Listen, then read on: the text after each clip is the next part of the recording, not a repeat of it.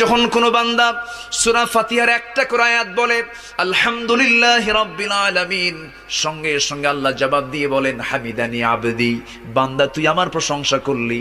আর রহমানির রহিম যখন বলে আল্লাহ বলেন আসনা আলাইয়া আবদি। মালিক ইয়াউমিদ্দিন যখন বলে আল্লাহ বলেন মাজ্জাদানি আবদি।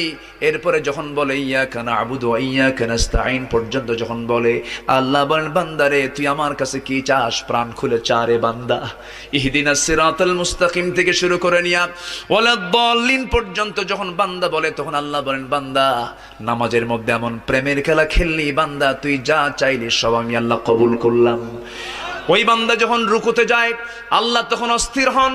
ওই বান্দা যখন সিজদায় যাওয়ার জন্য প্রস্তুতি নাই, সমস্ত ফেরেশতাকে ডাক দিয়ে বলেন ও ফেরেশতারা, এই বান্দাগুলো আমাকে দেখলো না, রাসূলকে দেখলো না, কোরআনকে দেখে হাদিসকে বিশ্বাস করে আমাকে খুশি করার জন্য তার সবচেয়ে সম্মানজনক